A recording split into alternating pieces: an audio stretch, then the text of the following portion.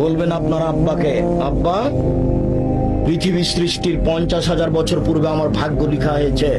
যেদিন আমার মায়ের পেটে 3 ৪ মাস, সেদিন আমার ভাগ্য আবার লেখা হয়েছে।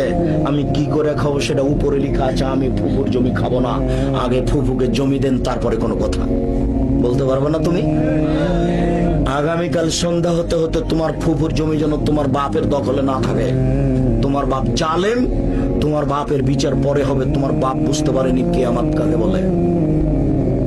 তোমার বাপ জালেম, তোমার বাপের বিচার পরে হবে। আজকে তোমার বাপকে বলে দিও, আব্বা, ভিক্ষা করে খাবো প্রয়োজনে। ভিক্ষা করে খাবেন কেন? কাঞ্চনের মানুষ এক জমি একা 1 শতকের দাম কোটি টাকা। ভিক্ষা করে খাবেন কেন? ভিক্ষার কথা আমি আপনাকে বলি নিন্দা করার জন্য। ভিক্ষা করবেন কেন? বলেছি যে তোমার বাপকে বলে দিও, আব্বা, ফুফুকে জমি আগে দেন, তারপরে কোনো কথা। যদি ভাগ্যে ভিক্ষা করা থাকে তাহলে ভিক্ষা করে খাবো, ফুফুর জমি খাবো না। তোমার দাদা 90 শতক জমি রেখে গেছেন। তোমার বাপ নিবে 60 শতক আর তোমার ফুফু নিবে 30 শতক।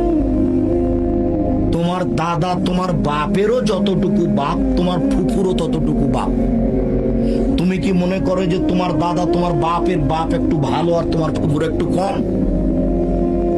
তুমি কি মনে করো তোমার বাপ জমি নিবে সকালে আর তোমার ফুফু নিবে বিকালে? না একসাথে নিবে? 10 বছর হলো তোমার দাদা মরা, এখনো তোমার বাপ তোমার ফুফুকে জমি দেয়নি।